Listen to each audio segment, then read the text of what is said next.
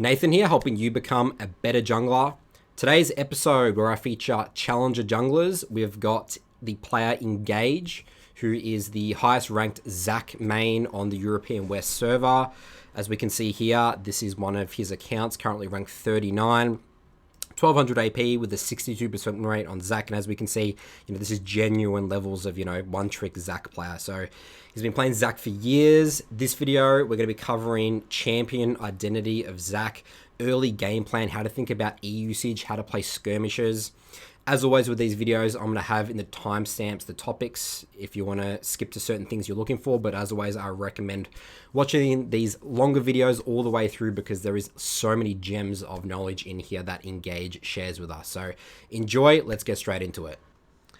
All right, so Engage, the first thing I want to sort of start with is, why do you think Zac, I was taking a look at the U.GG stats here and looking at sort of pick rates. I've got gold plus here, right? And Zac is sitting at a measly less than 1% pick rate here. Pretty good win rate here and stuff like that. Why, as a Zac expert, sitting in Challenger, 1200 LP, he has literally like a, Zac main on this account. Why do you think people don't play Zac? Like, why do you think people don't play him? I don't know, that's kind of surprising to me because I started playing Zac basically when I started playing, and I wasn't OTP at first, but the thing is, most Zac players I know are OTPs, so it's like the champion is really, I don't know, the strength of the champion are really shown when it's an OTP that is playing him, I feel like, because like there are a lot of things that beginner Zac player won't do, and or non OTP won't do, and that will just make the champion look worse. And overall, the thing is, the champion is really not rewarding to play if you're focused on early game. Like early game of Zac is really bad. So I think it kind of discourages players to play it because they're just gonna lose a lot of games at like 15 minutes. So this could be a factor as well. I know, like in pro play, the reason why they don't pick it is mainly because of the early game weakness. Like it's so hard to get out of the early game, so you can't blind Zac ever because of this reason. You can only pick it if it fits in a game, and yeah, so that's why it's not picked a lot, I think. I've been, because I started actually making a Zac guide for just a general Zac guide for my coaching program, Sol2, and I was, because I never actually played Zac, and I was like, yeah, Zac, like you're saying, like, early games, I actually love early game junglers personally as well. Like, I play like Rek'Sai, Elise Jarvan, like these type of champs. And I was playing it and just on a diamond account, and I was like, dude, I'm having so much fun. This champ is so fun. Like, I'm super mobile. I feel like I can carry, like, I do damage. Like, he's got really good engage, so you don't just sit back and just wait for the enemy team to do stuff. And again, that's sort of where the question came from. Like, why don't more people play this champ, but it's really interesting you talk about early game there, is that because a lot of the lower elo narratives as well, Engage, is people say like, oh, scaling is the best. Like, I should just play scale. And if that's the case, why aren't they playing Zac? Sort of my question. I mean, Zac is not really a scale champion. Okay. The main strength of Zac is the mid game. So like it's super bad early game, one of the worst champion early game. Then it's one of the strongest mid game if you played your early game properly, and then it falls down in late game because as every tanks, it they finish being outscaled at some point by enemy hyper carries. Got it. Okay, so you view So him it's more as not the a mid game best champ. scaling champion. Yeah.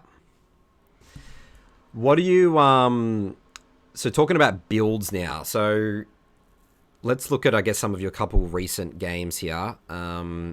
Is this like just the standard build right now? You go Sunfire into the Even Shroud?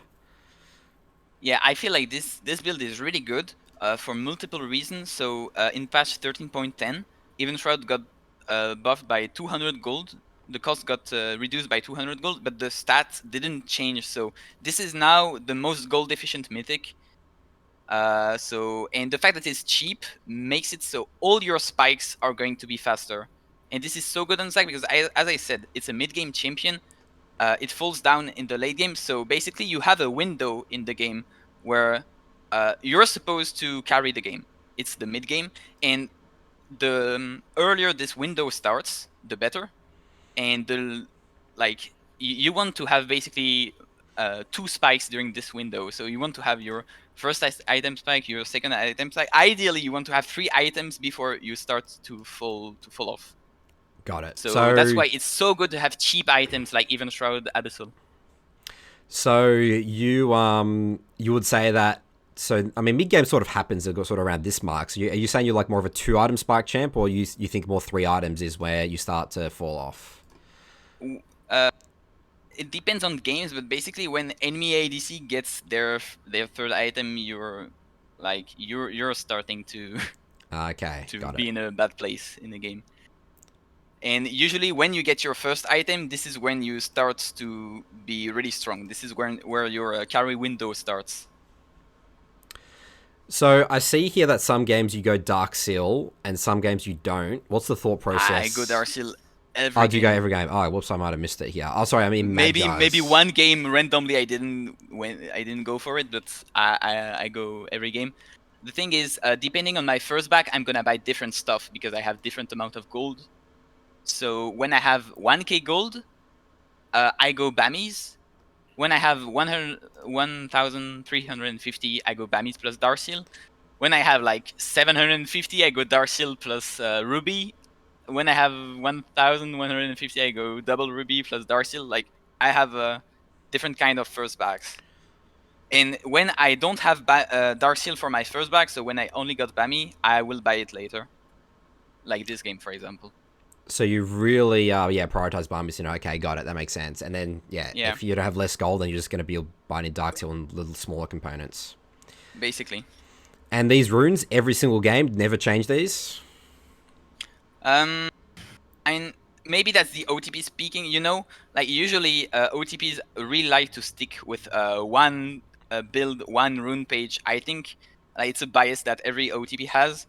Um, like I'm going these runes page every game because I feel like the thing is having magical boots in your runes allows you to rush your spikes quicker. So this is really good. Also, as Zac, you always want to rush HP early game. Rushing boots tier 2, which is what you do when you don't have magical footwear, feels really wrong because you don't have HP and you can get abused early game for more time because you're less tanky. And since early game you're basically focusing on surviving and you just want to rush your power spike, for me it really makes sense to have free boots in runes. Also, Cosmic Insight is super huge because in late game, you're gonna have to rely on your flash to engage. So I go Cosmic Insight plus Lucidity boots. My flash has less than 4 minutes cooldown. It feels really great. So when I play against Zeri or Xayah, I can still play because I have flash more often. Also, it allows you to have a quicker clear because you have less smite CD. Okay. Okay, so yep. So I guess your again your mindset is more so I just need to get cost effective items, get HP, get tanky, and then again play for the mid game here.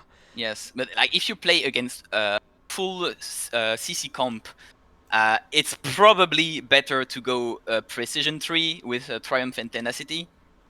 But like I don't know. I'm just like when I play against CC comp, I'm like okay, I'm playing for having less flash CD because I'm playing in CC, so I'm mostly gonna have to rely on my flash. So I still go Cosmic Insight, but it's I think it depends on the player, right? It depends on the player. But the green tree never change it. You always go these green tree runes. This is not interchangeable for jungle, at least. Did you think it just synergized so well with Zac's kit overall? Yeah, I mean the alternative is like Conqueror, but man, Conqueror is really for 1v1. In the jungle, I feel it doesn't make sense because your ganks are really, quick ganks. So you're only gonna use your burst like your 3 spells, and then the gank is pretty much gonna end. Like you're not gonna keep hitting the enemy because your Conqueror will not have a lot of damage value if you keep going. So for ganks, Conqueror has low value, and for fights later on, Astroturk has way more value than Conqueror because you're the one engaging. You need to survive as long as possible because you won't always hit your E, so you might need the Aftershock tankiness for getting more tanky when you miss your E, then you land the Q. So yeah, overall, Conqueror is really a 1v1 rune. You always go Aftershock in the jungle. Love it.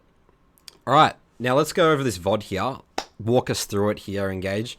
This is what you called a perfect Zac game. So what do you sort of mean, just generally speaking, is what does a perfect Zac game look like to you? So to me, as I'm playing it, every Zac game starts with a full clear.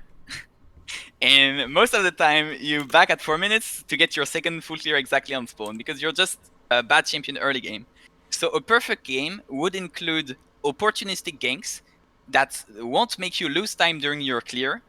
So let's say you do your first full clear, you have like maybe 20-30 seconds to gank before backing for your second clear. If you're able to get an opportunistic gank during this time and get a kill that basically is free because you're not using any time, this is really good. This is really like this is what you're looking for because it's super efficient. And then if during your second clear, same thing, you're able to, land a few opportunistic gank here and there, maybe use enemies flash, maybe even kill them without making you lose time, this is perfect because your main goal is to reach level 6 as fast as possible. Zac is really a champion that needs XP because, it's a tank that has extremely high base damage. So your damage is going to depend on your XP and your Darciel stacks. So your goal is to not fall behind compared to enemy jungle and enemy laners. So that's why I full clear early game because I want that during my strong window in the mid game, I don't have, I'm not behind in XP. And the best way to achieve this is to full clear. So I only focusing on opportunistic ganks and I keep full clearing to get XP advantage often, even. Do you have Even though my clear is super slow, like the problem of Zac is the clear is slow. So in order to not fall behind, you really have to focus on the farm. Do you have a preference of starting blue or red buff? No preference. My preference is to path bot side because, like, as I said, my main focus is not to gank the lane. It's to survive and get my camps. And I feel like usually when you path bot side, you have way more chances to get your camps because your support can help you even if your bot lane doesn't have prio, which is not the case of top lane. Like I feel like when you pass top side, you can get invaded at your second buff way more often. So my goal is just to get my 6 camps. As long as I get them, I'm happy. I don't care about the rest usually. There are small exceptions. So let's say you're playing against a jungler that you think is going to invade you level 2 after getting their red buff. So I'm talking about Kindred that is going to start red, then On invade this your side of blue the map level 2. specifically, like this. Yeah, like this. Or maybe Graves, or maybe Lee Sin, maybe Nidalee, things like that. If I think they are going to do this, so red into blue, I'm going to start my blue, even if it's on my bot side, right? So usually I prefer pathing bot side, but when I think I can get invaded at my blue, I mean, yeah, I will start blue and I will keep my smite for Gromp and I will keep my E because if they invade me, then I will have to 50-50 the Gromp and E out. So yeah, because you're just so bad early game, you can't contest anything, you have to let everything. And yeah, that's why people maybe don't like Zac and They the hate pick getting rate is low. invaded. Yeah.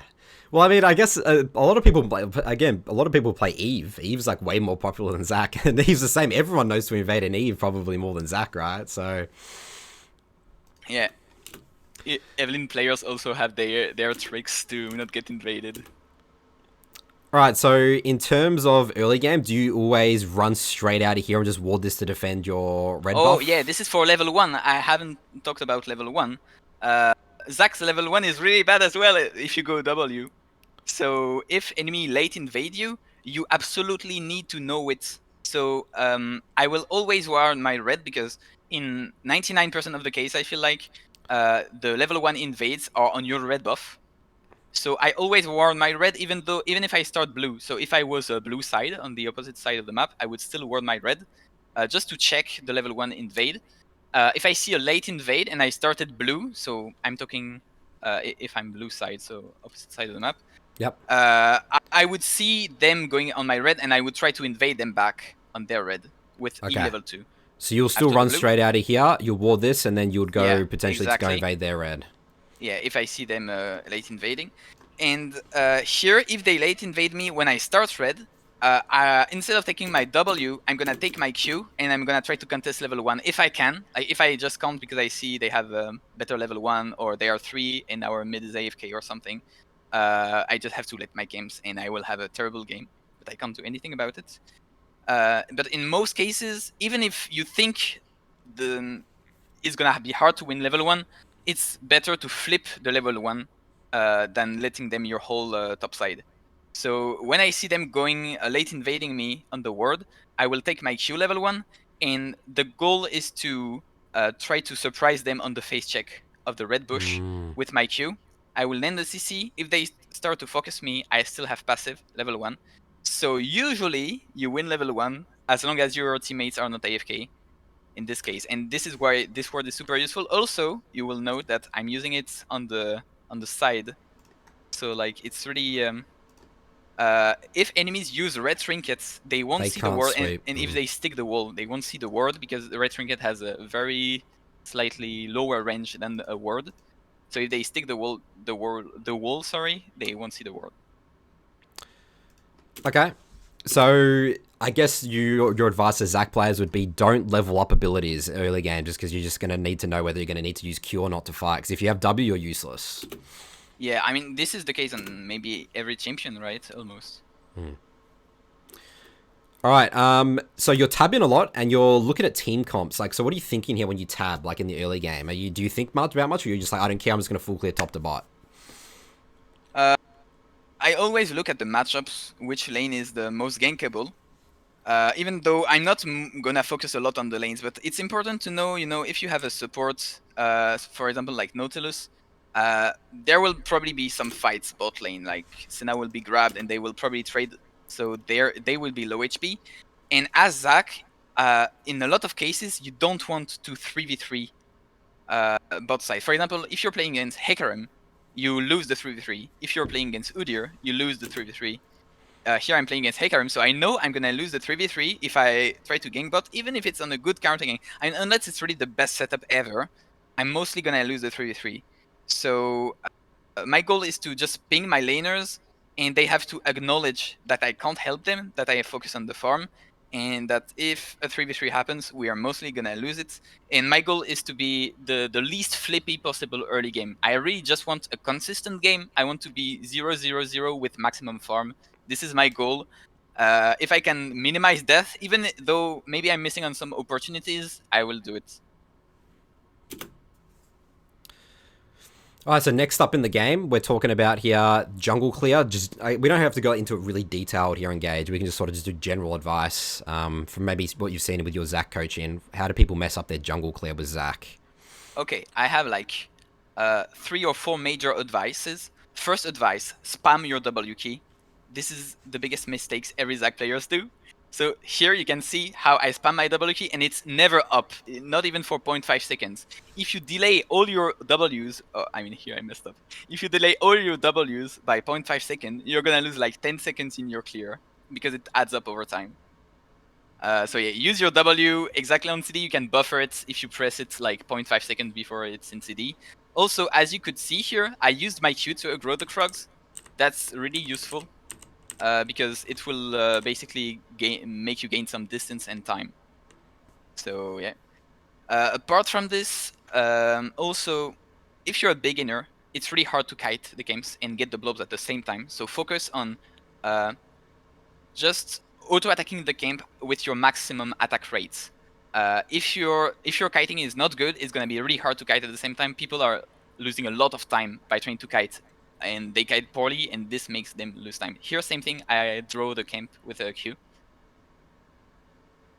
and you will see when I jump on the wolves. Sorry. Okay, here I So Ari actually was ganked spam level pinging 3. you. Yeah. How? Like this is like maybe the 1 in 1,000 game where I maybe I guess I was looking for a counter gank because Ari is really pushed. But here, Yeah. as you see in the walls, I use my auto before the Q spell. Like I EW auto Q. It's really important you profit from the auto reset, so always use an auto between your spells. I'm gonna draw the Gromp with a Q, same thing. And you'll always do this pass, you do wolves into Gromp, then blue buff. Yeah, because my Grump will respawn earlier, and as I said, I want to optimize my farm early game, so I will back at the correct time to get all my camps on spawn. And here, when the Grump is at 400 HP, I can Q blue, auto Grump, auto again, and EW. A lot of people said that the double camping's dead, but you sort of drag it when it's low HP just to finish. You perfectly time it to finish both. It's dead, but not for the last transition. So here it's pretty much perfect because I was able to be on the Scuttle on spawn. And here I see Hecarim topside, so I know I can gank bot. I would not try to gank bot if I think that Hecarim is here. Instead, I would try to go for double Scuttle. But here I know Hecarim is top, so this is a free gank. I have passive, so I can do these aggressive stuff. I force the flash, then this guy dies. It's kind of perfect. I flash Aftershock, and Aftershock kills him. In here, I'm gonna maybe... Yeah, I think I'm gonna lose my passive here. But since the wave didn't aggro me because I was in the bush, I live. So this is really perfect early game for me. I mean, it's not really good because Aphelios died. It could have been better. But I'm really happy about this early game because I got a kill. Which means that here I'm gonna buy a Dark Seal and two... oh, actually I bought Bami? Oh yeah, I bought Bami plus... But if you had enough gold for Dark Seal, you would buy Dark Seal. I would buy a It's Dark just because of cloth armor. Yeah. Yeah. So here I'm really happy about this because see how I didn't lose any time? I mean, I'm gonna be slightly late on my second clear, but I got a kill, I got my full clear, and I can... Like, when I'm level 6, I'm gonna be more useful than Hecarim. I know it. And I'm like, here I'm gonna be level 6 in 2 minutes, I think, this game. So a big way that you judge your early game success as well is how quickly you're back onto your Krug spawn, your second camp spawn. Yeah, it's really important because if you're not exactly on spawn, there are two problems. First, you can get your Raptors invaded here. As you're level 4, you can't contest anything. So against many champions, they will be able to invade your Raptors in a lot of cases. Also, there's the fact that if you back at the correct time for your second clear, then your third clear is gonna respawn synced. So you will be able to do like Krugs, Red Raptors, etc. When if you delay your second clear, then it will be desynced and you will have to start by the red, and it's not gonna be a smooth clear. You're gonna have to lose time because you're gonna jump from camp to camp instead of going in a straight line throughout your jungle. So, okay, so here's a question if you're engaged. So, because people all the time in League of Legends say they sort of get a bit emotional and they react to when laners ping them a lot. So you're getting pinged by any flash here. What are you sort of doing to process that? Like, what are you thinking? Do you care about that? Is that something you're looking to punish, or you want to keep just killing bot lane? So I know that Senna has no flash as well. I think Ezreal still has flash, so that just means any no flash just means it's a gank option. But right now, Hecarim is still stronger than me, so I won't gank a lane if I think that Hecarim can counter gank, unless I really have a good setup. So, for example, mid here, if I don't have info on Hecarim, like here I know, maybe you can pause the VOD. Like here I know that Hecarim is top side because he started bot side. We saw him. So here I assume that Hecarim is like around wolves or Krugs or something like that. I assume that. So I know that if I try to gank mid, he might like either he will gank top, but he might also counter gank from above. And as I said, my goal is to reach level 6. I want 0 death at level 6. If I have 0 death at level 6, I will have maximized my XP. I will still have my passive probably for a great level 6 play, and this is where I start to be useful. I don't want to, burn my chance at carrying the game before I'm actually strong.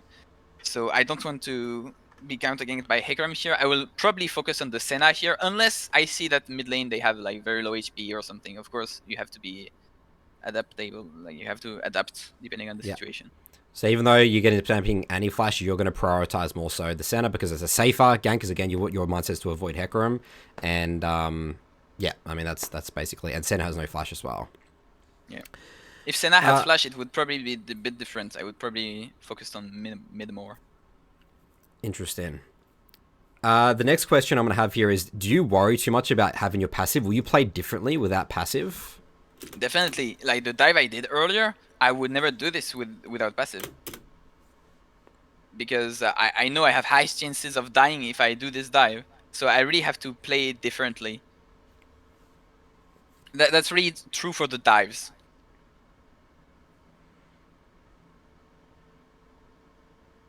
Okay, so here I know this guy has no flash. E is free, and then I got a Q on Ezreal, which is pretty good. So here I see the big wave, but Ari is coming back, so I don't need to take it. I assume that Hecarim is still topside because I backed pretty early. I mean, maybe we saw him in the minimap. I didn't see, but like I assume he's topside, even if we didn't see him. So I would have done the Drake anyway, even if I don't have the Q1 Hecarim, because I assume he's topside. And since my bot lane is pushed, since I think Annie crashed a big wave, so I assume she backed as well. Or okay, she didn't back, but like I have big prio mid lane. Hecarim is not here. This is a risk-free Drake. So again, a snapshot of your idea of a perfect early game. 0 deaths, you've got a dragon, you have pretty good farm, you've done 2 full clears, where this is A+ for a Zac game.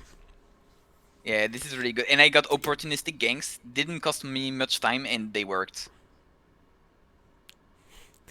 I mean, obviously you're obviously you're playing really high elo in EU West. What would you say the percentage of these type of games you would be getting? Oh, actually, that would be really interesting to actually do stats with this, but it's really rare. The thing is, this is, I would say, maybe 50% of my games I have 0 death, maybe it's a bit more. But usually when I have 0 death, I have enemy jungler has a way bigger impact than me, and he got a lot of kill participation. So usually I'm behind at this point. Like here, I think not only I got good good farming, but also I have more kill participation than Hecarim, and this is really rare. I would say maybe 30%, 20% of games I have more kill participation. Usually I sacrifice early game proactivity for farm, really, and for safety.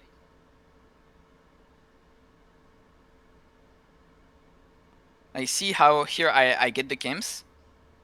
I don't think a lot of Zac players would do this. And here I assume Hecarim might gank bot soon, maybe. I mean, Hecarim is 6 and he just did his bot side, so either he's still pathing towards top side or he's looking for a bot gank. And this is why you're aggressively picking the Herald here, because you know he's oh yeah, if he's bot side, okay, so here he's here, but the thing is I didn't know, and if he goes on the Herald, I'm not gonna die, right? So it's not. And here I get this beautiful combo. So like as I said, when you're level 6, you're way more useful than Hecarim. Like see how I can 1v2 like this, even though I had 2k gold, right? This is the strength of your champion. Really, you get level 6, you can do this type of move. Of course, you need to not be behind an XP. Look at the XP of laners. Look at my XP. Very little Zac players would be level 7 here. You're a level ahead of Hecarim at this point, yeah. Like the thing is I can't see because the quality is not really good. But Hecarim is level 6, right? Yes, that's right. Yeah. So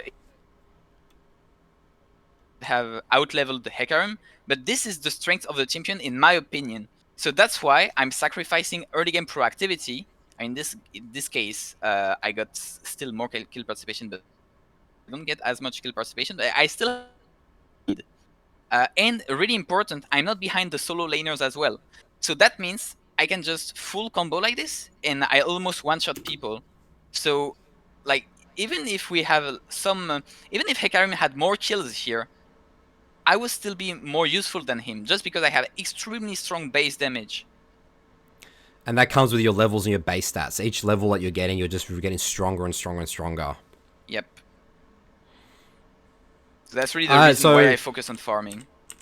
Just mention here in terms of the full combo. So this is what you would view as like a really good combo here. So you Q into a flash and like taking them off guard into a... would you... I mean, obviously you didn't have E in this situation, but would you E first if you had E up here? I would never E first here. I will explain you something. Zac is really a champion that is hit or miss. which means it's really easy to miss a spell. And if you miss a single spell here, I would have way lower damage, and my champion would look way less OP. So in order for your champion to really be OP in skirmishes past level 6, you need to land everything, ideally on 2 people. So this is way easier when you have your flash, because doing this Q flash thing is super easy. The thing is, your Q doesn't make you commit. So if you miss your Q, you can still go out. Like here, if I missed my Q, I would have let Jace die, wait for my E, and go out. I didn't miss my Q, so I'm able to flash in the Hecarim, do this combo. If I had my E, I would have done Q in the middle of the two, expected them to be knocked back against each other, and then R. Of course, I would use some auto attacks between these to increase my DPS.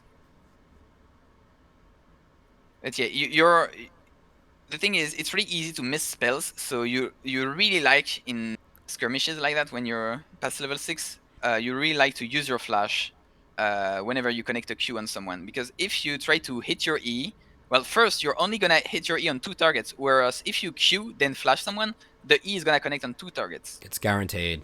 Yeah. And your E is what you max, so it's really important. So here I was able to barely get the rifts. I was kind of scared. I didn't want to fight here for the simple reason I have 2.4k gold. Also, Yeah. I have no ultimate, I have no flash, so I'm really on a bad timing here. So I was really scared when Hecarim came back.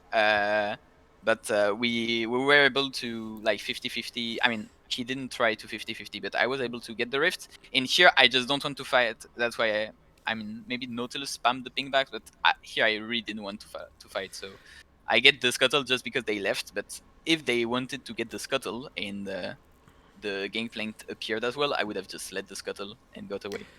These are the most important parts of your game here, Engage. This is I just want to just mention to the listeners, the viewers, I mean, how many of you guys would now E onto the Hecarim now? Everyone would E onto the Hecarim now. It's like, oh, I'm gonna fight, like I just killed them. But this is just going to demonstrate the discipline of you as a challenger player, Engage, of being like, I'm knowing you have clear reference points. No ult, lots of gold, get Herald, back off. I'm assuming you're probably looking to go back to your bot camps here.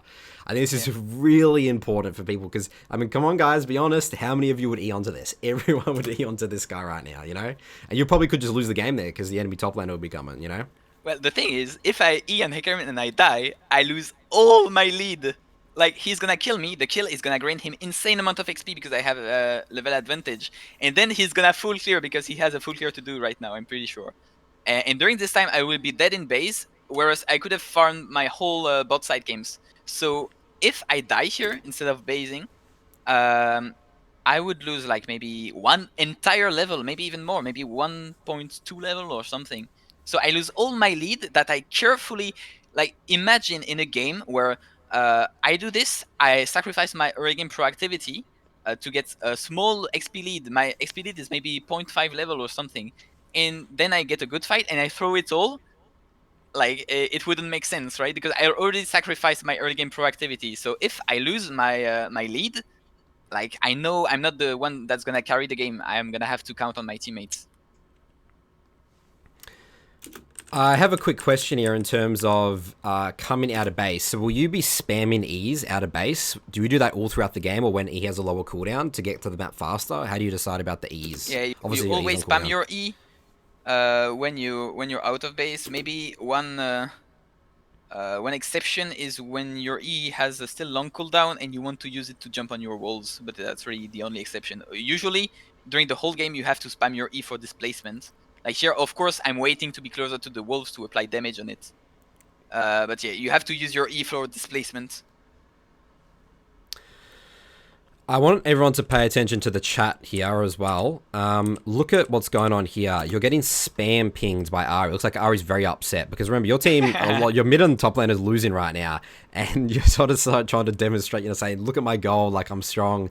Again, a lot of people will be getting a bit upset, but it's like, I'm getting flamed like junglers. Like, do you not care? You're just laughing at this because it looks like you're confident you'll carry this game. But how do you think about it?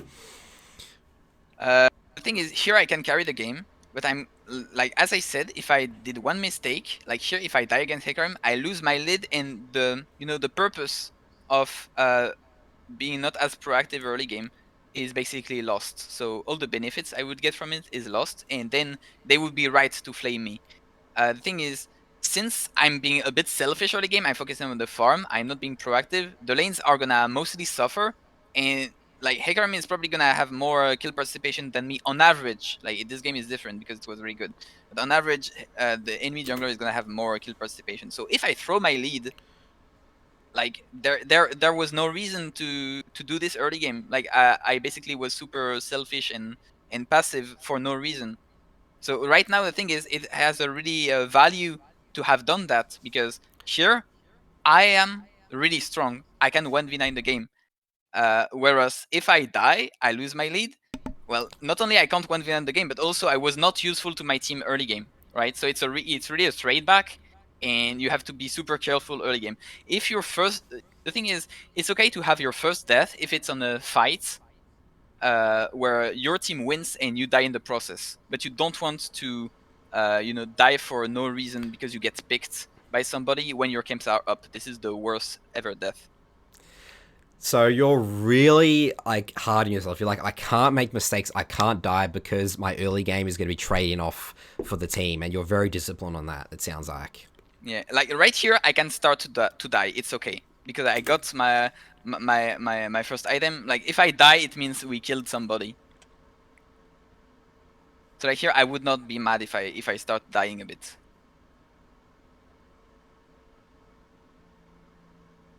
Good patience on that E. You just really wait for Senna to walk up. Okay, so again, a lot of people here, this is where Champ Mastery is playing out here. A lot of people would just E onto this right now because people panic, a fight's happening, E onto this. So yeah, I sort of guess walk me through a little bit your thought process with hitting E's. Like, how do you get more? Obviously, you're out of vision. It sounds like something that's really important. You want to be throwing E's out of vision. What are some other tips about hitting better E's? I mean, this one you're like patient on your E in a way. Okay, so here there are a lot of factors to consider. First, you don't want to E max range. It's really hard to hit a E max range. Unless like the enemy, for example, Senna here is casting her ultimate, so I could jump. Then you always want to anticipate what happens if I miss my E, right? Would I die? So if you die, if you miss your E, you don't use E. So for example here, if I E and I'm in turret range, if I miss my E, for example, and Senna use W on me, well, all of a sudden I just die, right? So I always consider what happens if I miss my E, and yeah, basically you have to your E to be safe whether you hit it or miss it. And usually what you can do as well is to E just to gap close to use another spells. I mean, in this case, since we're diving, we really need to hit our E. But if it was a more a more normal setup where there is no turret, I would probably use my E in order just to gap close, so I would not even need to hit it. I would just try to uh, cut their way out. And yeah, like in this case, there are two factors. First, it's under threat, so I need to hit my E. If I miss my E, I'm in a very bad situation. So I will only release my E if I'm 100% sure to hit it. Second, like it was max range E. So here I'm waiting that Senna gets closer. So here I'm not that in turret range. Like I was still in turret range, but I was really close to the edge, so I would be fine. And Senna was not at max range, so it was way easier to hit her.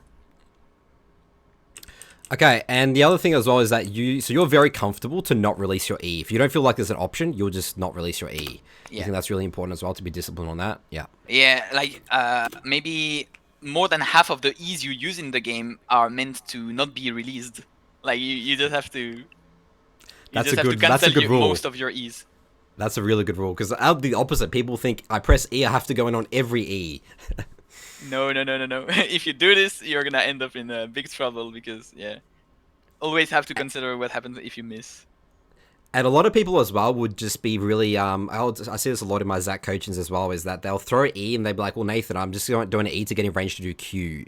They just want to just do Q. They think Q is like the big part of the damage.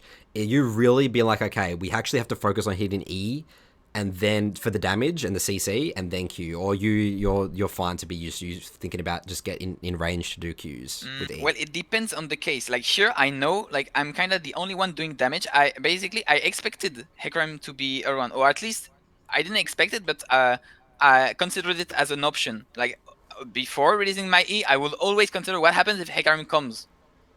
So here I know I need the damage because my Aphelios is probably not gonna DPS a lot. My support is already out, and I'm under threat, so I know I need the E damage. But in a case where I'm just ganking them and I know we win in any case, I would probably use my E differently just to cut their way out.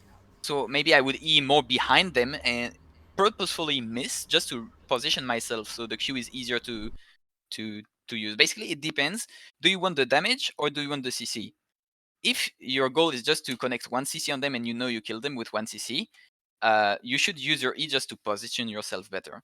If you think you need the damage, for example, maybe you're not so fed or you're diving the enemy or something, or it's a big 5v5, you need to hit everything, the game is close. Well, in this case, you have to hit your E. So yeah, so you're saying it's a real situation. Hopefully we see lots of other situations where you use E a bit differently then. We will.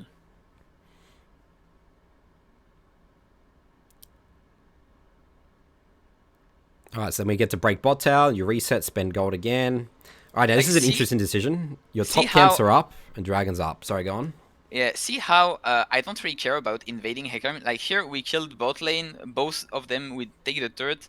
Maybe some Zac players would try to invade the Hecarim, but I don't care about it. Why? Because I have my camps up. So like if I invade the Hecarim first, it's gonna cost way more time, because in order to take an enemy camp, then back off, then base, it takes way more time than just taking one of your camps safely, right? Because if you take enemy camp, you have to get out of a danger zone. So like when I have camps up, I feel like invading is way less worth it, because maybe okay, you're gonna make the enemy lose camps, but the thing is you're not gonna gain anything. You're actually gonna lose something because you're gonna lose time compared to just doing your camps. So maybe the enemy jungler will lose more, but I'm playing in order to be good compared to laners as well. So if enemy jungler loses stuff, but I loses as well, even if enemy jungler loses more, I will probably just not do the move. Especially when I'm ahead like this and I plan to 1v9 a game. So again, I guess it's sort of the mindset of just being really safe, not putting yourself in a vulnerable position with invading, because you're so confident you're going to win this game if you just keep hitting your camps, be strong, and then play fights really well. Yeah, it's for safety, but it's also really for efficiency. Like if I get my own camps, I also get more gold per minute because my own camps are faster to get compared to enemy camps.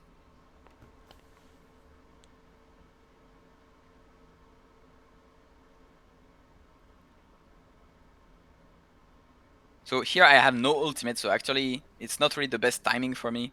I know I'm pretty safe because I have E, and like here I have vision, that's why I use my E. And yeah, I'm pretty much waiting for my next ult.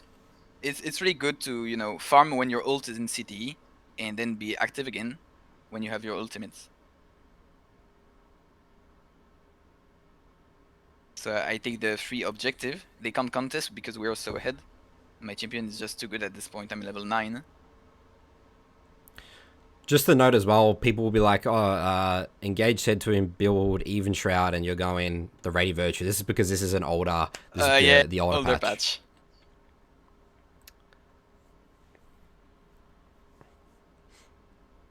So here I'm farming. To be honest, I could dive bot lane.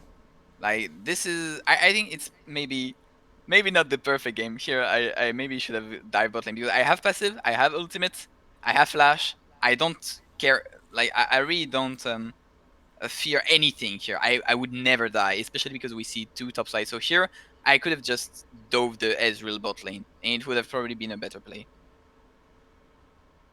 But see, in the end, okay, I didn't dive the Ezreal, but I farmed my camps, and now I have 3 kill topside, right? So okay, I missed an opportunity, but that made me gain another opportunity, and in the end, it's actually even more efficient because I got the camps as well.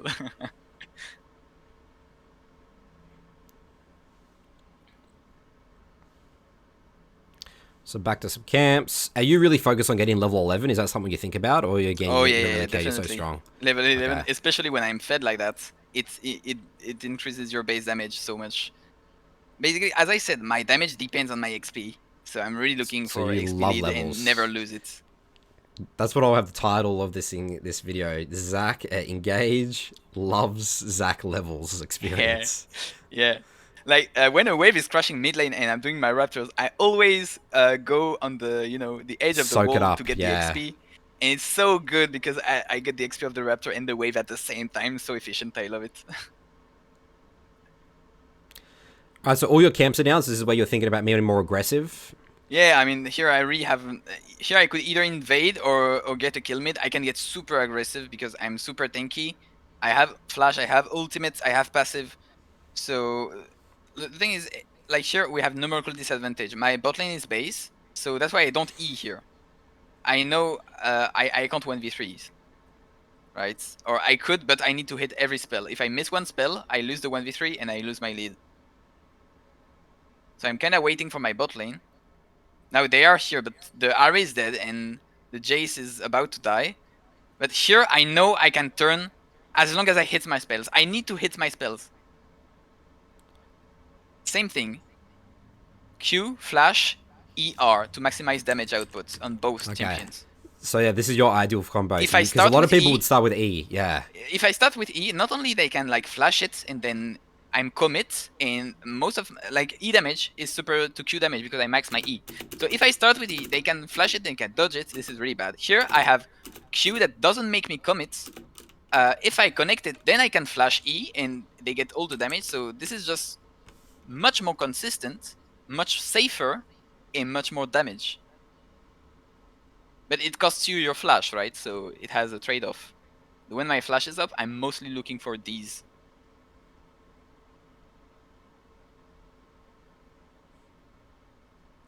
Because that's a cool little tip. You can queue off plants.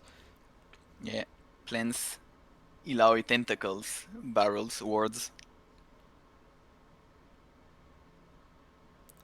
I did not know you could do Alawi tentacles. Yeah, there was a bug where you couldn't do it, but now it's fixed. I guess that's probably a pretty rare circumstance because you're probably not around an Alawi much, would you? Because you don't really want to be ganking an Alawi as Zac. It can happen, right? You know, I'm focusing on opportunistic ganks early game. So if I back and then I see that Ilaoi is gankable, like the wave is not fully crashed, then it can happen. If it's pre-6, of course. If Ilaoi is 6, it's Yeah, level rare. 6, it's a little bit harder, yeah. So here, see how I back with a really high amount of gold? I even cancel it. Like I'm, like here, as I said, I'm mostly focusing on XP. If I base, I won't have better clear speed, unlike champions that build damage. So I don't mind backing late. Basically, if I back late, that means I know I don't need the added tankiness to not die. So the more ahead I am, the more likely I'm gonna be with 2k gold in my pocket. And that's actually the right play. It's not me greeding. Because if I know I don't die, if I know enemy doesn't have the damage, then it's good to be on the map as long as possible.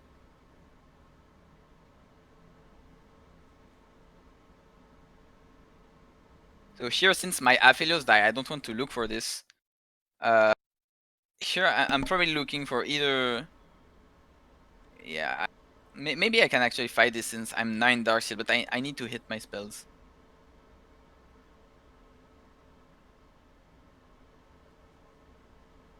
That's demonstrating just the Q range is really high. Like, that's like a insanely range right there for hitting that Q. Yeah. There is a little, circle at the edge of the spell. So it kind of works like, Nautilus grab, where you have a small circle. So even if you miss the guy and he's still in the circle at the edge, you can still connect your Q.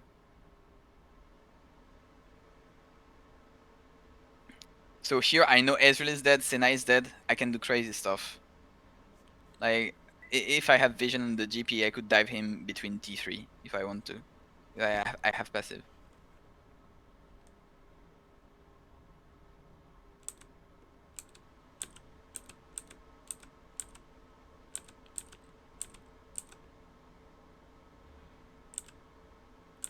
Always get objective on spawn. Remember, your champion is falling off late game. Even if you're super fed like this, if the game is too long, you're gonna fall off. So you have to compensate and get as many Drake stacking as possible. It's not like, if you're a Rek'Sai player that's really fed, you might ignore the Drake because you're like, if the game goes all the way to Soul, uh, well, it's probably bad because I'm Rek'Sai, I'm gonna be less useful late game. But as Zac, since you're useful mid game, you can actually get the Soul before you start being less useful. So getting early Drakes is something you'll be looking to focus on a bit more, so then you can accelerate the game in the mid game around get that soul between 22 minutes to maybe 20, 26, 27 minutes. If I see that enemy jungler is topside, as I saw this game, I'm gonna go for early Drake. But I remember early game Zac, you can't contest much, It's so situational. yeah, Yeah. it's really situational. Depends on where the enemy jungler is. But yeah, if I see that I have a window where I can take it without Drake being able to be contested by the enemy team, surely I will go for it. Same for Rift Herald. At this point, I'm really just looking around the map, getting the games, Looking for free and kills. yeah, Yeah. because we're kind of waiting for Nash in order to end the game. It's kind of hard to force. Like here we're able to do it because Annie and GP are splitting. But if enemies were tryharding, it would be really hard to get T3, and you don't want to die under T3 before Nash. So you want to play. This is not really satisfying because you're not gonna use your lead. So I'm kind of, maybe you would think I could dive more under T3 or something. It's way better to wait for the Nash and not throw the game. This happens a lot, especially in master games, where people will just enter their T3 when they have a very big lead, and this is how enemy can come back the game. Yeah. I say that, yeah, the 16 to 20 minute mark in League of Legends, when you're really far ahead and have shutdowns, is the most dangerous time in the game because, as you said, this is where people think, oh, I'm strong, I win every fight. But if the enemy teams are behind, they want to fight you and get all shutdowns because they're not going to lose objectives like Baron. Exactly. So what you have to do is to take as many games as possible, take the vision, and you need to prevent the enemies to go too far. So you just get as much position. You don't want to dive too deep. Just get the vision, get the games, and lock the game down. They just can't play. A lot of people say, but engage. And Nathan, like, my team fights. Like, I have to fight with them. They're diving. Will you just be happy to let them die and just take all the camps? That's really a tough call because the thing is, I'm the engager, right? I'm playing the Zac. So if my team is starting a fight without me, and unless we have another engaged champion, it's probably a bad fight. Like if they are really Hmm. diving enemy without a good engage, like if anything, uh, if there is anyone in the team that has to engage a fight, it has to be the Zac, right? At this point, so you should not engage a fight under enemy T3 and int. But if anyone has to do it, it's me. So if my team is doing it without me, yeah, I mean, I'm gonna see how the situation evolves. But if the fight is lost, I'm never gonna E in. I always E in if I think that the fight is won. Like if I see I can die and drop my shutdown because my team inted, I will just accept the int and not dive myself, not give my shutdown. So I just keep playing. I mean, I don't think that's like selfish, but it's just protective of my shutdown. And like if my team is really looking for for playing, I will be with them, right? If I see that they are trying to take the T3 even though maybe we can't, I will be with them, but I will not try to engage a fight if I think it's too deep, right? So I will still be around in case they get gone in by enemy. So here at this point, I see everyone fights bots. I see GP top, so this is the kill on Ezreal is safe because he had no backup. If he had backup, I would never go on Ezreal like that. So I guess the thing with Zac is that even though you're so far ahead, just the way you're talking, I'm listening to, you're still very conscious. Like, I'm not gonna die. Like, I'm not just gonna be reckless with my passive and E'ing in and flash. Like, I gotta be again assessing map state. Where is the enemy team? You're really making sure you're not dying, even in these stages of the game. Because you said before, I don't care too much if I die, but it sounds like you do care if you die still. I mean, the thing is, I lost so many games to dropping a 1k shutdown at this point. Like, I don't know, enemy Jinx gets my 1k shutdown because I try to limit test under T3. Yeah, when I'm tryharding, I'm not doing this. You might see me doing this when I'm playing a little bit trolling on stream. But yeah, if I'm really tryharding a game, I'm not gonna do it. Discipline League of Legends. That's what I like to call that.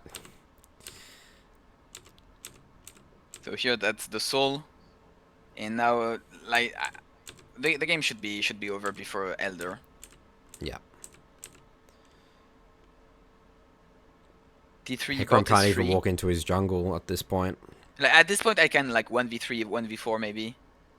I have so much damage because I bought Magi. Maybe an advice: don't buy Magi if you think you're gonna die. Here, I bought Magi because I know I can't die. Like here, I'm just too fed. I know I can't die. I mean, unless I like int under the turret for limit testing, but I'm not gonna do it.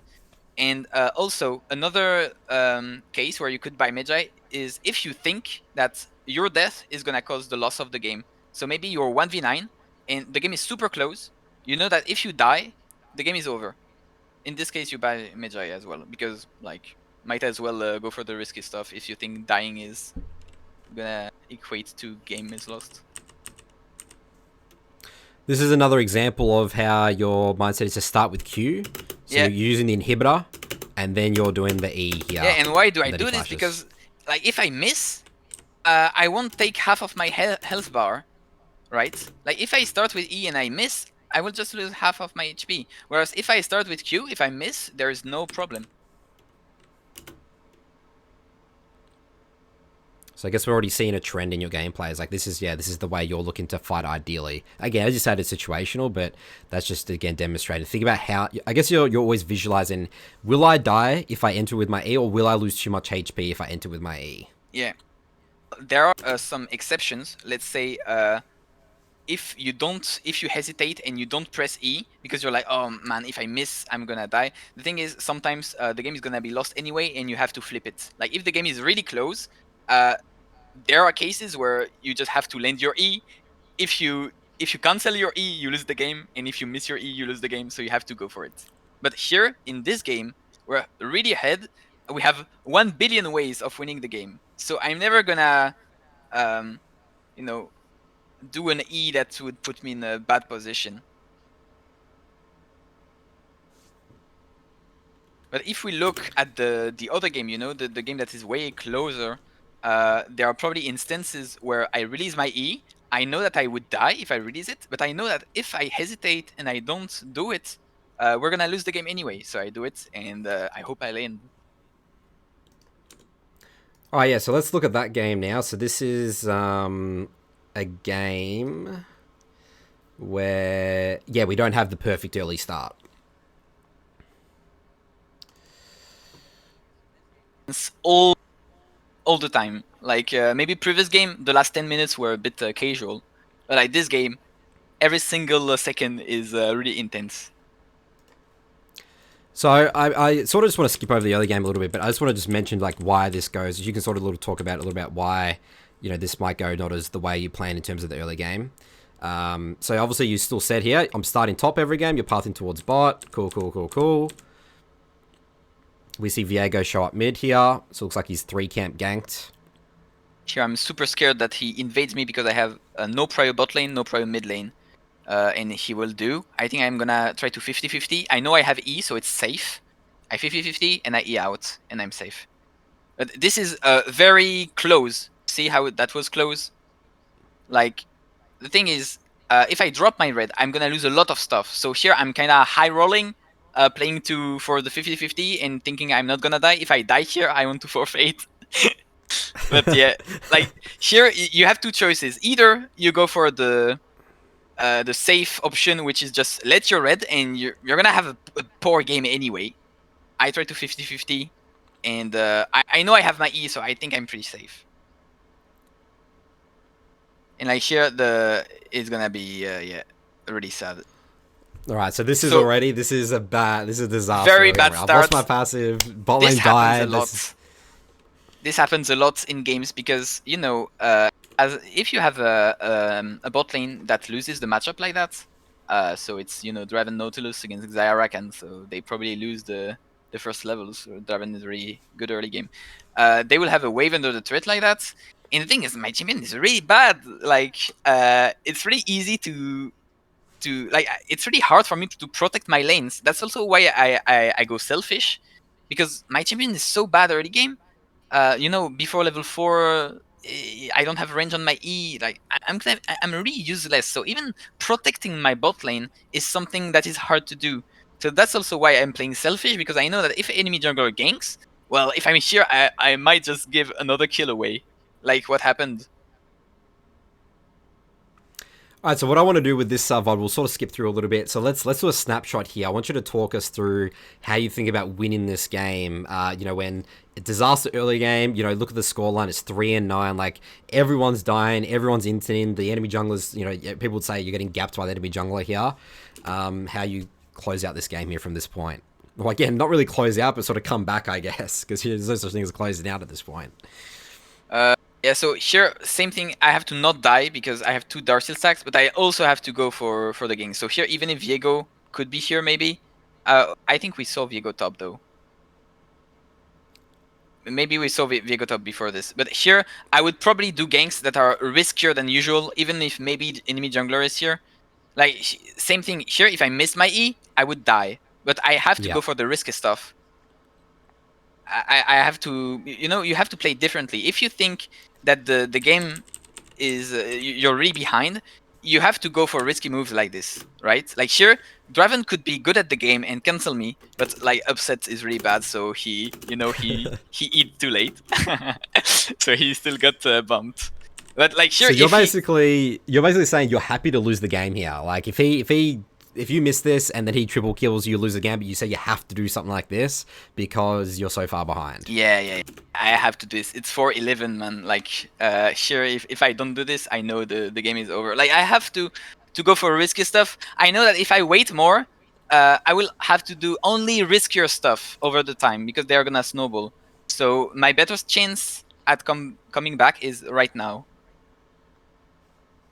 Also, I had passive, so I'm like, maybe even if everything doesn't go according to the plan, maybe we can still get, you know, if I miss one spell, maybe we still kill him. My bot lane would probably die, but maybe I survive. I don't know. If I didn't have passive, maybe I wouldn't go on the Draven like that.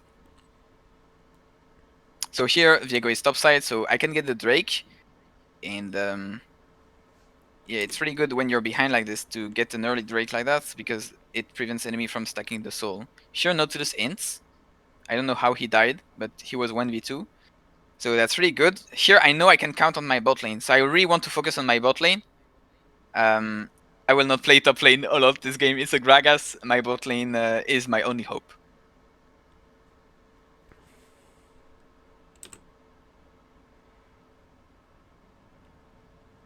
Krugs is really fun to get, it looks like, a Zac, because you can E over so many walls. Like, you can get there so easily, like, jumping around here, and, yeah, just killing Krugs seems really efficient in a way. Yeah, maybe a tip I could give is when you have 3 points in your E, you can dive from the Drake pit all the way to your Krugs. But it's a bit so precise. you need 3 points. So you need 3 points. Most people think you need 4 points, but you can do it with only 3 points. It's like kind of precise, but maybe 5 minutes of practice in the practice tool and you'll get it every time.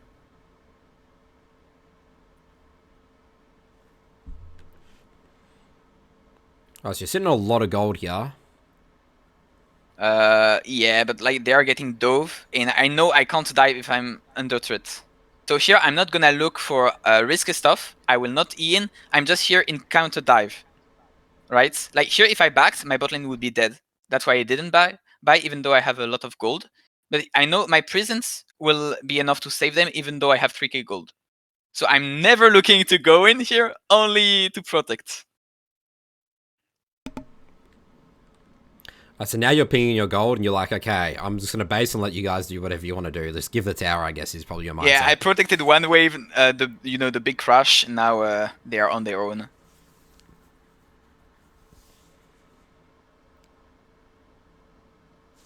So now I'm just like praying. They're definitely fighting bot. They're having a crack.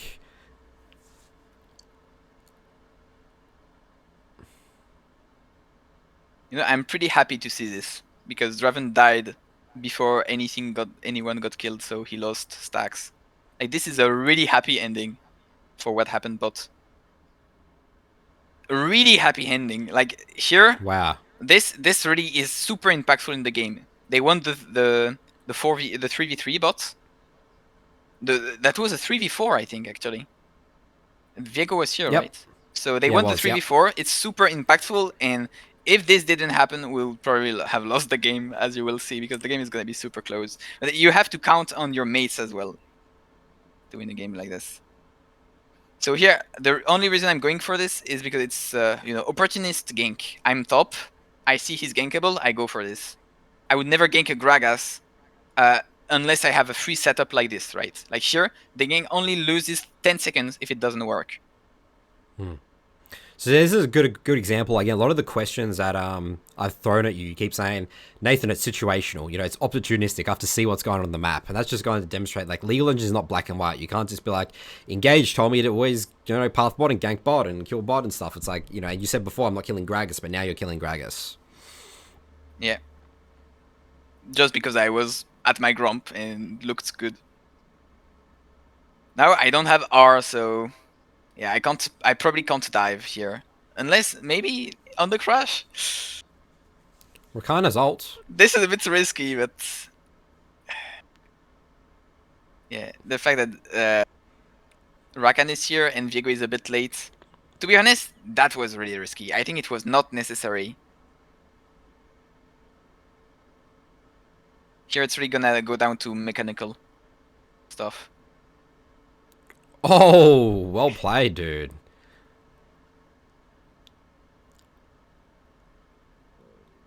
No way. Like here, if I don't flash Viego's ult and I don't E like that, I think we probably don't lose this, but I don't have 10 Dark Seals anymore because I would die.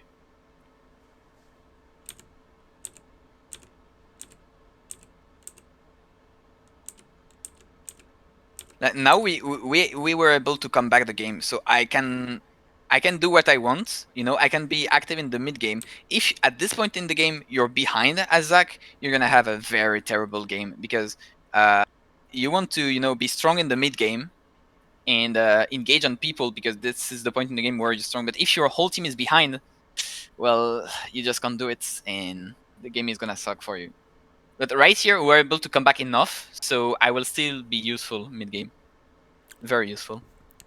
So right now, is your mindset now shift away a little bit where you don't really need to be making aggressive plays? You're going to be more disciplined right now?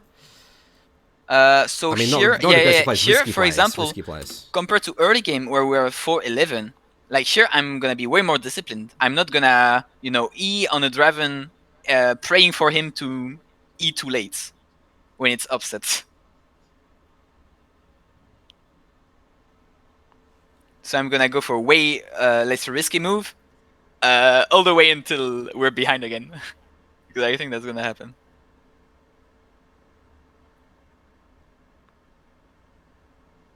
So here I see that there are 3 people coming, so we need to be super quick on this kill. And here, like, look, I'm spam backing because I know everyone is coming. I might be dead here. So you're holding your Q, you're holding your Q. Okay, it's actually a really good point. I would see a lot of people just throw their Q here for the damage. Why not Q here? Well, it's simple. You don't have a second target. You want... Not only it deals more damage if you have a second target, because you can do damage on the second target as well. Also, you have one more blob, so you reduce your WCD more, and you have the CC. It's really invaluable. So yeah, I will never Q someone if there is no target around, unless I need the damage. But here, the fight is still gonna be long, right? I'm still a long way away from killing the Viego. So you're happy to just auto attack and W's until you see an opportunity to use your Q. You're viewing Q as a CC ability, not a damage ability. Which again, I've seen so many Zac VODs. People always, because they build this muscle memory, this habit. Every time a fight's happening, got to smash my Q button. But you're just very patient with your abilities here. Yeah, and I have a red buff. I would play very differently without red buff. So here, see how I used my E first? Because I'm in melee range. In melee range, your E has less cast time than your Q. So it's harder to react to your E than your Q, because I'm melee range. So here I know that if I do EW auto Q, it's gonna work 100% of the time. So I couldn't auto because I was CC'd. But I autoed later and then I queued.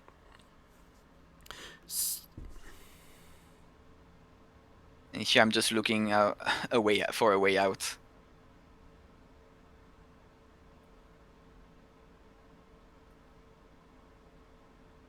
Yeah, but I'm still dead. So here, as I said, when I watched back the move, you know, once we kill the Jace, I think killing the Jace is good. But once we kill the, killing the Gragas is good. Once we kill the Gragas, I knew that they were coming. And see how I played? I played like, oh, I'm gonna try to protect my Jace. This is a big mistake. Play for shelfishness. Like here, I don't know how much my shutdown is, but I have 10 Dark Steel stacks. I have no passive. If I die, it's a tragedy. If Jace dies, not as a big tragedy because he doesn't have a Dark Seal. He probably doesn't have a shutdown. So here, I really don't want to die. So here, I would probably play this differently if, like maybe even 15 seconds earlier. I don't know if I even have a way out because Nautilus is coming. So here, maybe that was the only way. But here, optimally, what you want to do is leave your Jace to death and find an escape. And I'm not doing this. I should probably do this instead because I end up dying. And, you know, the kill on Vigo is not worth the death after this. So that was a mistake in the game. Yep, I think it's great to highlight. Again, just demonstrating that you're really big on your Dark Seal stacks and, you know, not dying, and you're happy to let people die to make sure you're keeping your shutdown gold as well. I think your shutdown was 200 gold. Okay. Looks like. Yeah, well, Dark Seal stacks are especially useful when your damage matter. In a close game like this, it matters. If I had a super fed ADC, for example, my Dark Seal would be way less important.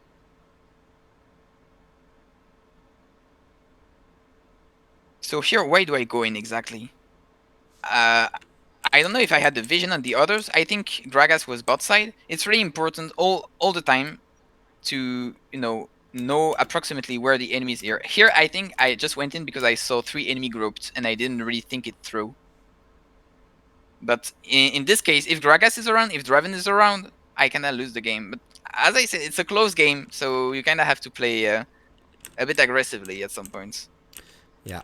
This is probably a good example, again, where a lot of people would have in their games where people don't realize that your play's done right now, and Rakan and Ziggs keep thinking they have kill threat, but you feel so awkward here because you can't help your team, right? Like, yeah, I mean, here, if we disengage on this, it's super good because it's super good, yeah, right? 50% health Ari, no ult Ari, no ult Viego. If we just go out, we wait Xayah, we're gonna be able to pressure the mid turret and probably take the mid turret, or get a good fight and win the fight.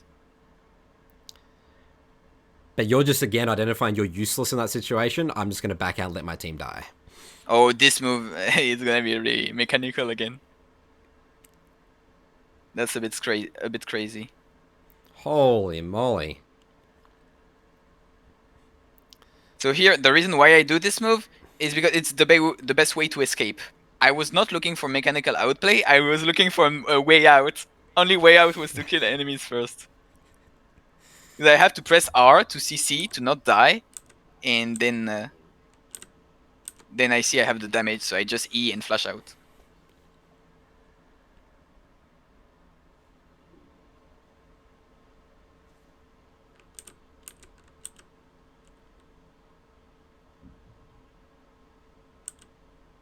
Here, since Gragas is dead, we can be really aggressive.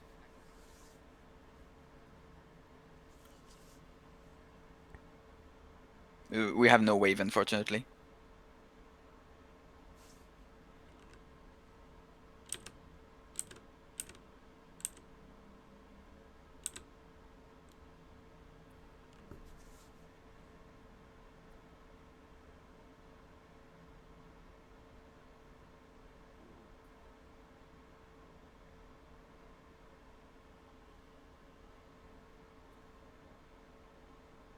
See, as soon as I see that the fight goes wrong, I'm looking for a way out.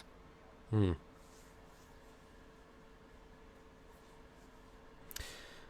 pretty much play that fight as well as you probably could have, right? I mean, you do as much as you can. You're looking to go. You get the double Q. We get the flash on Draven, so I was not like here. I'm not tilted because I know we might win a next fight because of this. I'm gonna Draven time no the flash. flash, So 25 minutes, and I know I have opportunity to win the next fight. So even though we lost this fight, I know the game is not over because of this. So now that's your reference when these fights. You're going to be punishing that Draven flash for the next 5 minutes. It's the only thing you're thinking about in these fights? I'm having it in the corner of my head, but like it always depends on the setup. But yeah, I will mostly look for an engage on Draven. It's probably not gonna be with my E because he's gonna be able to cancel it, but probably with a Q flash. So here I'm trying to do the Drake because they were on Nash, but I couldn't do it in time because I have very low damage. So instead I end up being cancelled by Nautilus, but I still get it, but I die. So I mean, yeah, and I want to forfeit. But You lose your I'm still passive gonna as win well. this game. So yeah, this is something I do a lot. Like I feel like I'm forfeiting too many games that are winnable. But like it's really out of rage. Like I'm still gonna try hard the game as much as I can. I have to press that button, but yeah, that's something I can definitely improve on. Not forfeit as much. Well, you did just type there. You said, okay, it's fine, actually. So Yeah, you're spamming their I bounties. said it's fine because Viego and Gragas died and dropped their shutdown. We got turret top, so yeah.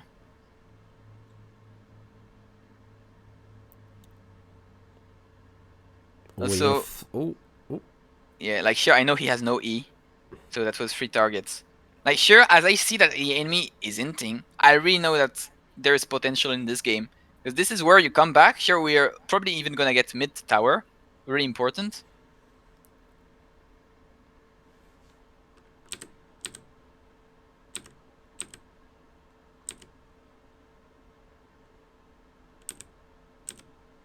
And when the enemies are dead like this, you're really looking to engage fights. Like no Draven, no Nautilus. I was looking on Gragas, but I had no opportunity, unfortunately. Here, we're still looking to fight because they are coming from base. We have a little time to kill them before Draven comes. And we're able to do it. That's really cool.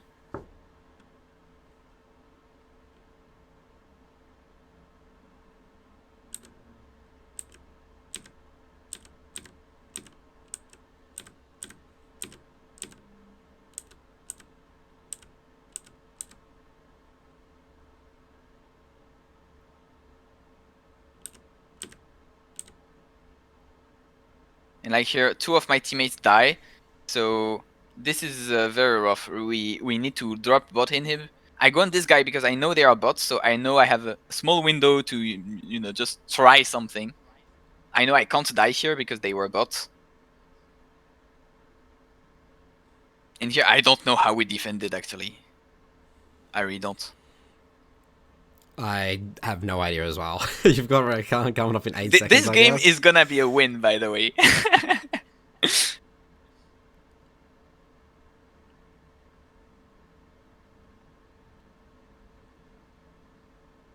He stole the zigs. I don't think Maxwell maybe should have done that. Yeah, it's really enemy could have ended here, but they tried to play for the They're not KDA. playing Discipline League of Legends right Yeah, now, and it's exactly. gonna cost them here. Even in Challenger, this is like 1k LP Challenger.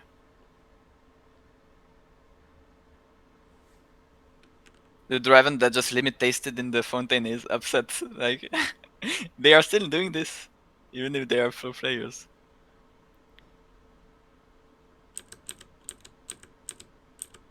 So you can always come back a game, and even in Challenger, people can have a PC crash.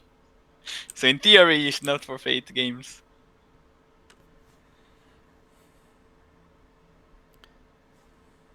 So here we are looking for a fight because they are dead. Enemy is trolling again.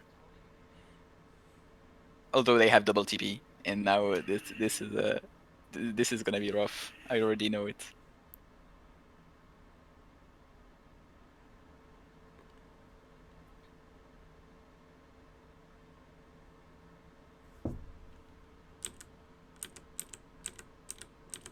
Here we're really lucky Right. that they don't have a wave. If they had a wave bot, the game would be already gone.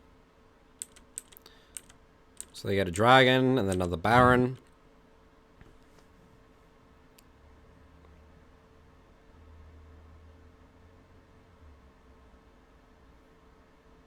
Here, like, that's really the kind of ease where they are extremely risky, but I'm going for them, you know, on Nautilus. Extremely risky. But I'm going for them because I know, like, the game is almost over. Like, I try to FF even because I think it has a really low chance of being won. So I have to go for the risky ease.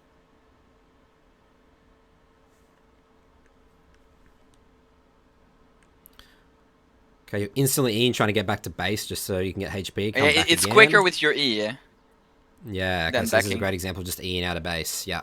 And here I'm about to hit a very important power spike late game. It's Gargoyle. It's a really good item overall to build because it's really scaled with bonus HP. Also, the later in the game, the more damage the enemy has, so the more valuable your shield is gonna be. Because even if they don't have a burst, their DPS is gonna be a burst, basically. So you're always gonna have good shield value. And Zax sustains more when you have low HP because of Revitalize Rune, and also because of the fact that your spells cost current HP. So if you activate your Gargoyle Shield when you're low HP, you're gonna stay low HP for a long time and sustain more.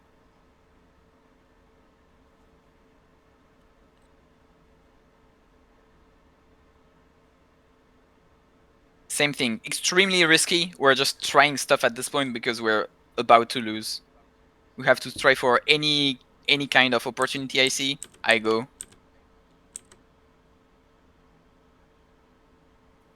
Here I waited for Viego to R. I would never E on Nautilus like this because I would just get one shot. Seems like a really hard comp in overall because you have so many ways to cancel your E. Yeah, Ari can Nautilus, dodge, Ari, Dragas Draven. cancels, Nautilus cancels, Ari cancels, Draven cancels, and Viego, when it takes my soul, it's GG. Because he can E from 2 screens, then press R, then press W, he can chase all your team down. I hear they're inting again. You know, they could just back off. But they are staying even though, you know, they lost numerical advantage because we respawned. That allows us to breathe a bit.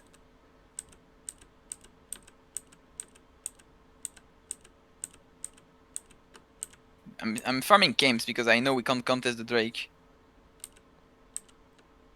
When you have nothing Always to be do late efficient. game, you farm.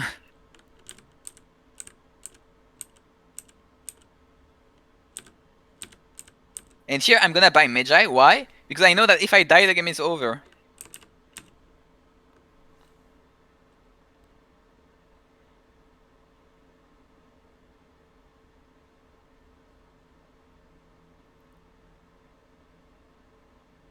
Waiting for my flash, I ping it. Really important against this team comp. In late game, you really have to rely on your flash. Because you can't rely on your E at these stages, especially when you're in siege situation, I assume, with Zac, like, because you want to be Eing over walls and out of vision, but these type of situations, Zac becomes really ineffective. Is that the way you'll think about it? Yeah, I mean, in late game, enemy has very low CD, so any dash, any E cancel ability, any move speed buff will just result in super easy way to miss your E.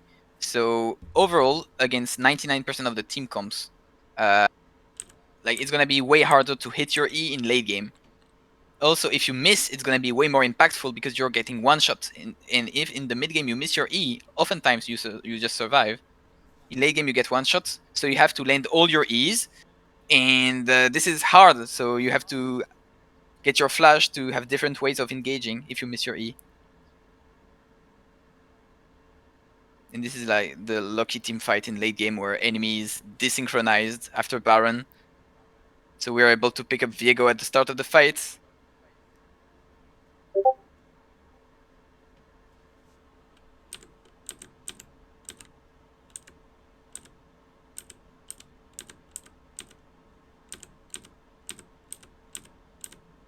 It is gone. We have open Nexus. And I guess the thing as well is that early drag that you took earlier, you're not threatened by Eldar or anything here because you were able to sneak away an early dragon, which allows you to come back. Yeah, also, I was able to steal one. So it made the difference. Oh, you stole one. Yeah. I that's not only huge. I got 'Cause the I have a early dragon gray, tail. but I also stole one when they were doing Nashor. And they came back.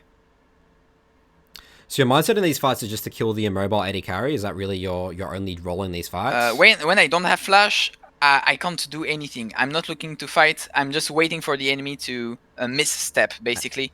So I don't want to Got engage it. a So fight. you're Like, never see, I'm in. waiting for a Rakan engage. Really important because I can't engage myself here against this comp without flash. So I'm waiting for the engage, and I'm engaging on top of the other engage. And the Rakan engage was good. My engage on top of it was good as well. So we're able to kill them, and here I think we're gonna end the game.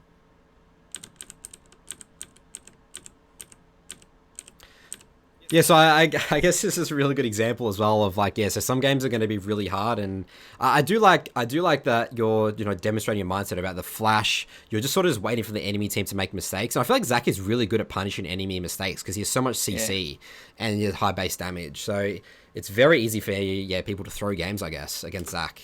Yeah. The last thing sorry, go on. No, go on yourself. Okay, so the last thing I sort of was going to ask you about Zac. So you've obviously worked with some some Zac players. What do you think are the biggest things? Like, what's a very common thing you always say? Like, you're playing Zac wrong this way. I mean, we might have covered already, but any general things that you've noticed watching other Zac players? So I Mistakes think they make? the biggest mistake is that they fall behind in XP early game. You really don't want this because your champion relies on base damage and is strong mid game. So if you're down in level compared to laners and jungler, you won't be as efficient. You won't be doing as much stuff. You won't be able to one shot people as much. That's the first thing. Second thing, you always have to think through your E. You don't want to, when you're ahead, you don't want to let the enemy come back. So you only want to E when you know it's safe. You always have to think about what happens when you miss your E. And if you're behind, you have to go for riskier stuff. Also, you're super weak early game. You don't want to contest much early game. So you don't want to try for 3v3, 2v2s. You have to pay attention where the enemy jungler is. If it's in a Hecarim, you won't be able to fight early game. So your goal is to really minimize death early game.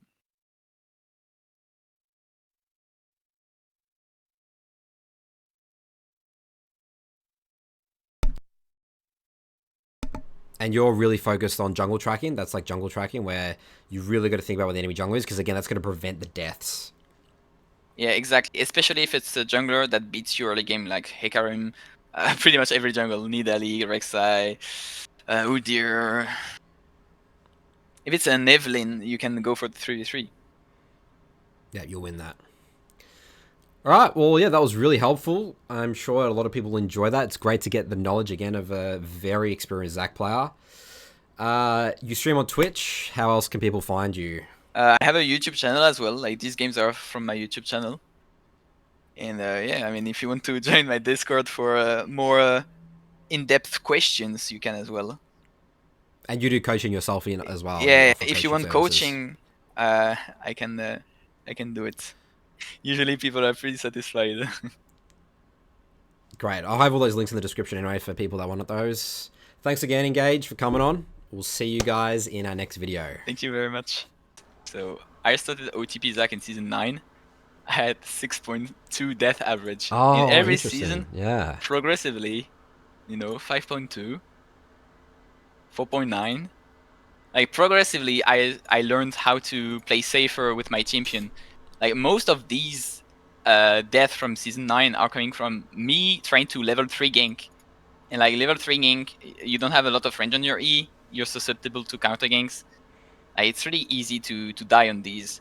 And I realized progressively through my journey of OTBing the champion that like, if you just focus on not dying early game, this is the best way to get successful with it, right? Like it's a bunch of trial and error, and I felt like just not dying early game was the best thing to do, even if I have to sacrifice proactivity.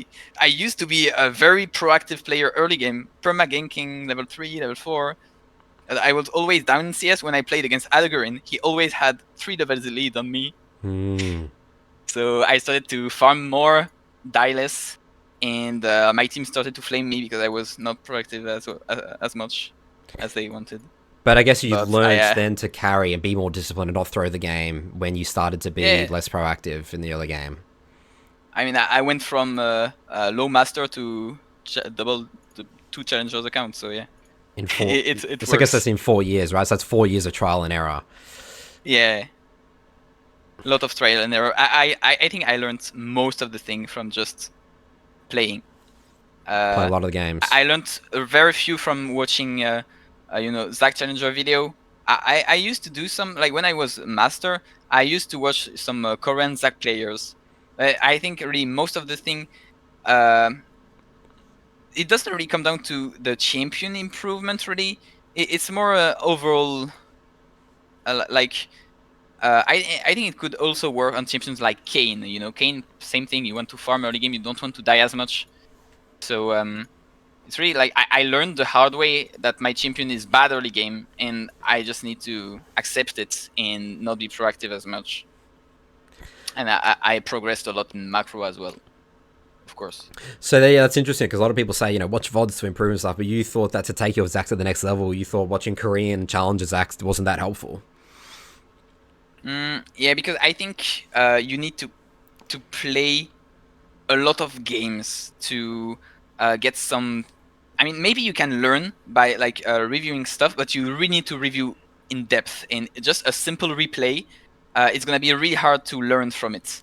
So I think a session like we did like this, you would learn way more listening to me talking than watching a challenger replay. But the thing is, at the uh, in season 9 there was literally nothing about Zac in challenger. There was no Zac player. I'm the only challenger Zac player in Europe since season 11. Like there were no high elo Zac player, so I could You had not to learn learn from yourself. anybody. Yeah. Yeah, the only thing I had was challenger Zac players, but Korean, so I can't learn from them. But now I think like it's way easier because there is way more content about playing Zac in higher elo. So I think I'm only talking about the journey between master and challenger. Like below master, it's different. Like you could probably do it back then, but right now I think with all the content that is available, it's easier to go from master to challenger than it was back then. Yeah, again, you had to like sort of pave the way because there's no one to Yeah, follow. yeah, pretty much. Maybe I'm throwing too many flowers at me, but yeah, it's just the thing is at the time you really had to go for a trial and error and figure it out yourself. Now, I mean, the thing is, there is plenty of way of playing League of Legends, even if on the same champion. So I'm not surprised that in a few years, someone will be like, okay, I'm gonna play Zac jungle, I'm gonna reach Challenger, and I have a completely different gameplay than Engage. Like this is possible, and maybe everything I talked about in this video is gonna be like, you could do very differently, and it would work as well. But the thing is, I evolved my own gameplay, so like, uh, and maybe there are other ways of playing the champion. Maybe a Canyon is playing Zac as well, and when he was playing Zac, he was playing like Ignite and Smite, and he was like perma ganking level 3. He was playing like an early game jungler, and he had some success with it. So there's probably other ways to play the champion, but yeah, since I'm an OTP, I have to play good even against the bad comps, right? So if you're not an OTP, it's probably different, right? Because maybe you pick the champion only against certain comps, and then your gameplay can be completely different.